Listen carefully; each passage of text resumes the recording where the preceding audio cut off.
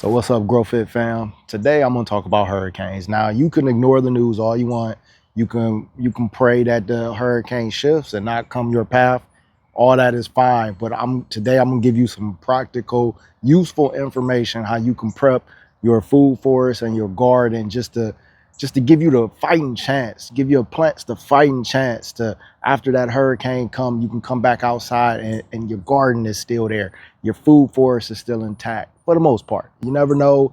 Cat 4, Cat 5 is pretty much nothing you can do. I'm talking about tropical storm, Cat 1, Cat 2, Cat 3. I'm gonna give you some steps right now, some tips that you can take and you can implement right now today. So stay tuned. So the first thing is we need to understand is preparation. It doesn't start when the cone of death shows up on TV. It starts months before. This is what you call preseason hardening. You want to prune your trees the right way. One strong trunk, balanced limbs, get rid of those dead branches. A tree shaped like a sail, it gets shredded. A tree shaped like a fighter, it actually stands a chance. Now, your containers and your trellises, all your garden tools, even all your garden art, all that pretty stuff, it turns into shrapnel and 100 miles per hour winds. Let's make a plan for it now. Garage, shed, lay them flat behind shrubs. Don't wait until the wind is howling to get outside and do all these things. Turn your irrigation systems off before storms. Disconnect rain barrels so they don't shear off and turn into battering rams. And here's something that most people never think about: chemicals. Fertilizers, pesticides, fuel. Get them up off the ground, lock them away from flood zones, because flood water, it will spread that poison throughout your soil, and you don't want that. You don't want to come outside and all that poison is spread throughout your food forest. And the last thing is, take pictures of everything: your trees, your tools, your structures, everything. Because here's one thing: people talk all the time about the big box stores and you don't want to get plants and things from the big box stores, but I'll tell you this: at these big box stores, a lot of them give 1 year warranty even on your plants. If you went out and you got you some trees from one of these big box stores and that hurricane come and your tree's not there, you can take that tree back 9 times out of 10. Take pictures, keep your receipts, have pictures of your receipts on your phone, because if you got to take some things back, hey, it is what it is. Let's not knock the big box stores all the time. You know what I'm saying? That's step one. So when that storm is like 4 to 7 days out, this is when you act. You must act. You're going to harvest everything. Every ripe fruit that you leave out there is like a rock waiting to fly or mess up your yard, and you'll be cleaning up mess all throughout your yard. Make sure when it's 4 to 7 days out, you're harvesting everything. Juice it, freeze it, give some to neighbors, family, but you're going to harvest everything off your trees. You're going to take out your tie down kits and you're going to start tying down everything. Don't wait till the wind comes before you go outside. This will just make things so much harder and increases your chance of not securing things properly.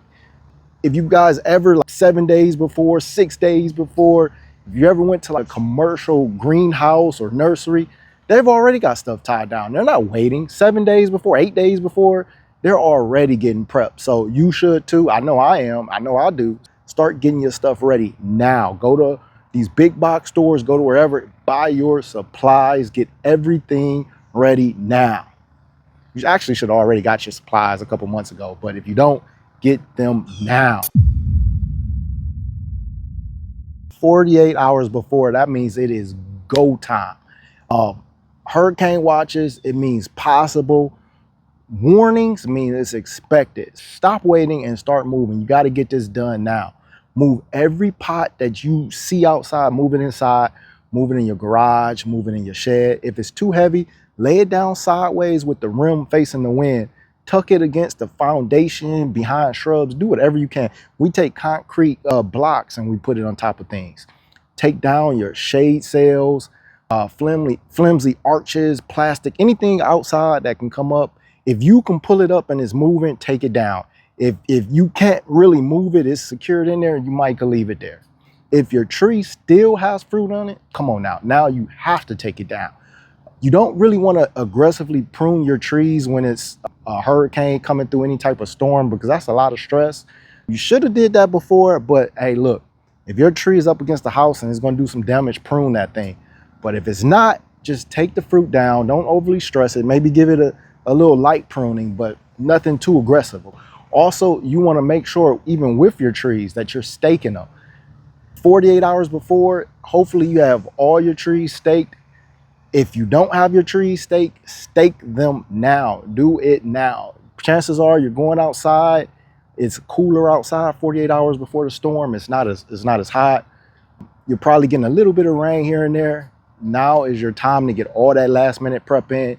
Use your time wisely. Here, 24 hours before.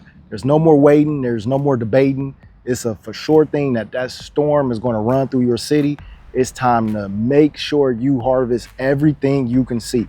Greens, herbs, fruits, bag it, label it, move your high value stuff like herbs and whatever else that's high value, you move it inside. Let most of your fruit, just let it ripen inside. That's okay.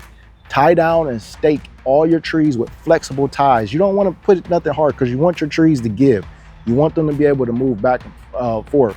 At this point, 24 hours before a storm, you should already be done with pretty much everything. You should be inside, maybe watching the news if you want, or if you're a Floridian, you're probably seeing what hurricane party you're gonna go to or whatnot. Let's be for real. But at that point, that's when you're inside. No more outside, worry about your house, worry about other things. That's what we're gonna do 24 hours before.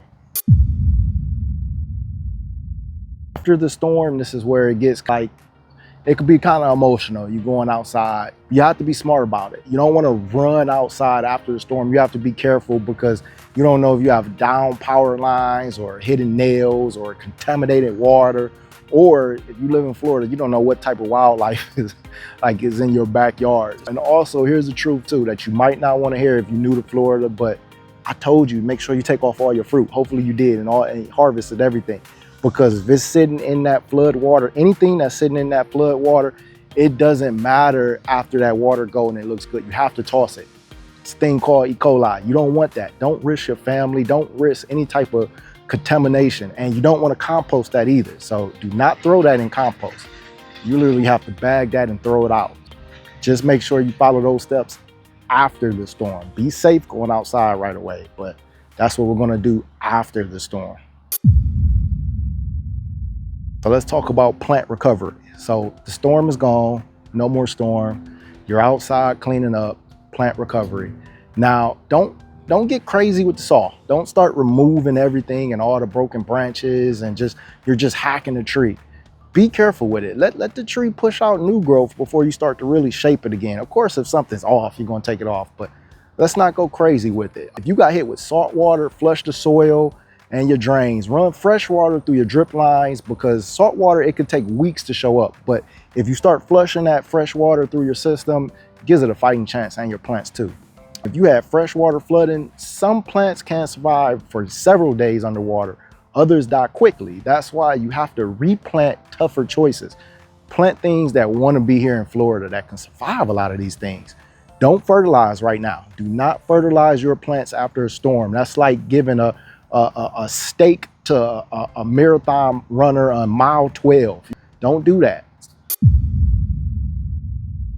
Every backyard garden food forest, you need your resilience box. You need a box that can stay sealed, that's waterproof, and it has all your tools for your food forest in it. It has everything you need where after the storm, you go in and it's game time. I'm talking about headlamps, gloves, pruners, saws, straps, tarps, duct tapes, thermometer, bleach, just whatever you need, your pruning shears, whatever you need is in this box. When you open this box after the hurricane, it's game time. Like, you're gonna put your headphones on, you're gonna play your music, and you're gonna go around and you're gonna shape everything back up. You're gonna get your food forest or your garden back thriving. Hopefully you didn't have too much damage, but if you did have a lot of damage, it's okay. That box is going to start that process of bringing things back.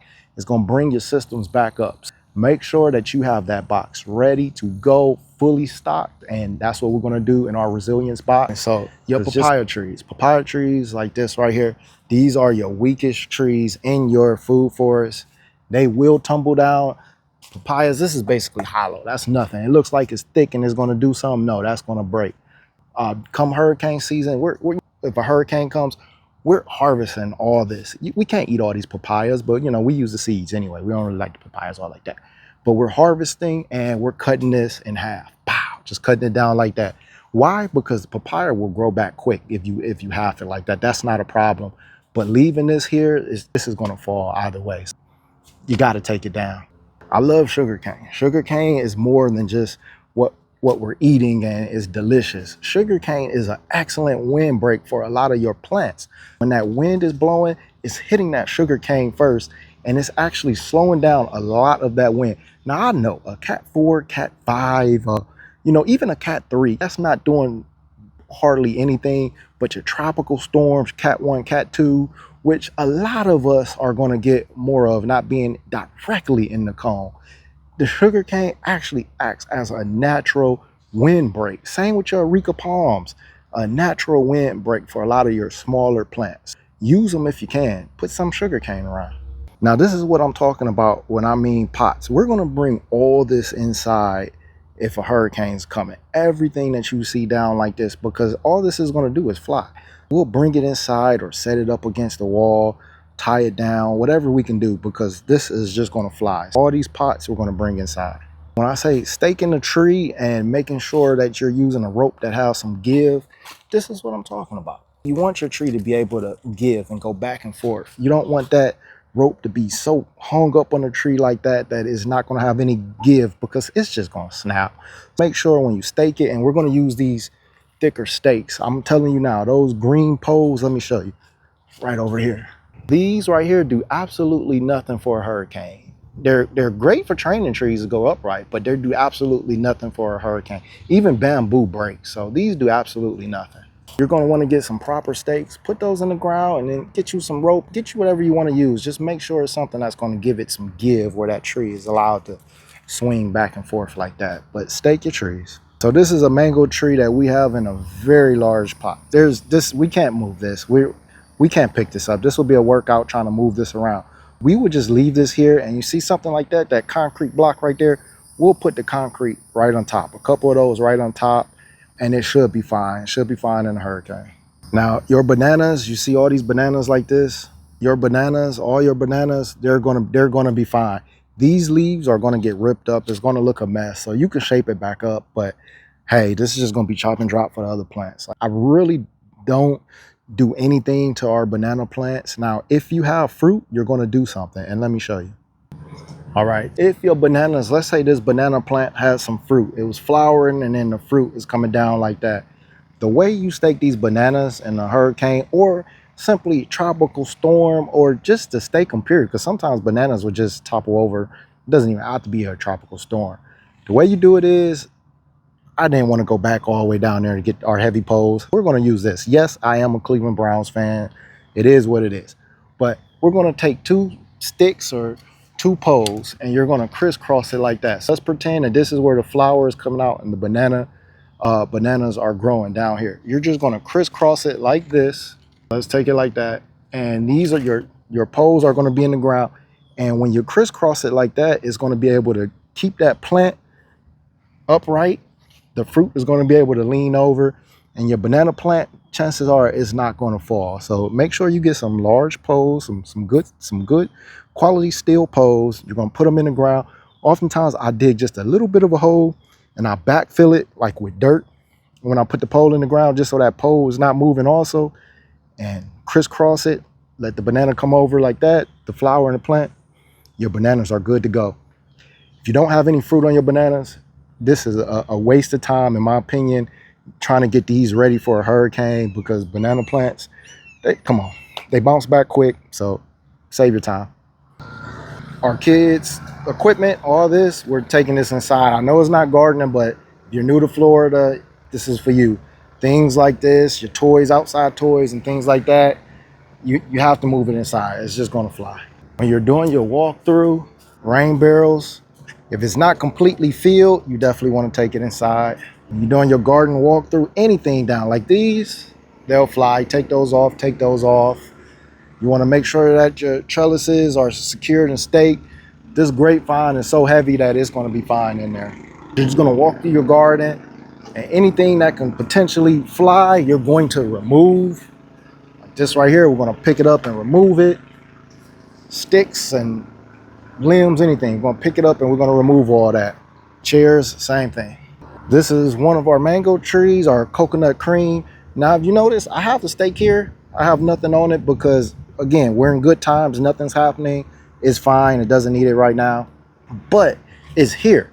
This is the first start. So all I have to do is just put a rope on it and stake this tree. Now, if it's a tropical storm or Cat 1, this is just fine with the rope on it, and it's fine. It's good to go. If we're going Cat 2, Cat 3, or worse, I'm going to put multiple stakes around just to secure it just a little bit more. These sandbags are excellent to add more weight at the base of your tree. What you do is you're going to get some sand in these sandbags. These are 50 pounds each. You're going to take your sandbag, and let's use this for example. You're going to place your sandbags down, just a couple. If it's a tropical storm, a bag, perfectly fine. Every category going up, you're probably going to multiply it by 3 bags. You're going to just put bags around the base of your tree like that, and all that's going to do is add extra weight. So if you have a Cat 3 coming, possibly 6 bags, that's 300 pounds that you're going to have sitting down, and make sure you put those in proper hurricane sandbags. Take that sand out and put it in proper bags so it's not spilling everywhere. But you're going to just put it around the base, so when you have these trees staked and it's going to give it to give, they're not going to uproot because you're going to have some extra weight right there. It's been working for us. I suggest you guys try it. Now, there's no escaping it. Hurricanes, it's just a part of Florida life.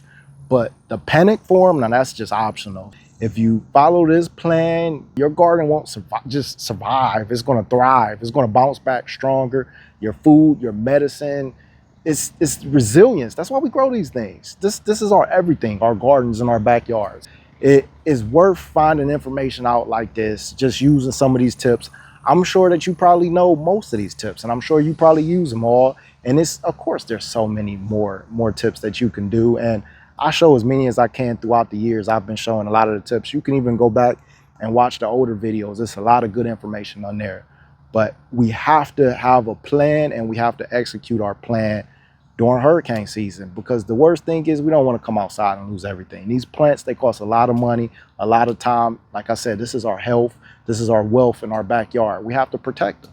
Tropical storm, Cat 1, Cat 2, and even a Cat 3, these tips, they're going to lock your stuff down. You're going to be good. Cat 4, Cat 5, your best plant. Still do your prep, but that's when it's going to be prayer. Cat 4, Cat 5, it's hard for a lot of things to survive if you're in that path of the cone in Cat 4, Cat 5, but still do your things. But let's pray that that doesn't happen for any of us. Thank you guys for watching. I really appreciate it. If you found any value in these tips, let me know in the comments. Let me know what you do to prep. And I just want to say for everybody, hopefully we have an uneventful hurricane season. I pray for the world that everything's okay. I pray for us, y'all. Thank you guys for watching, and truly, God bless. And just please, safe out there. Be safe.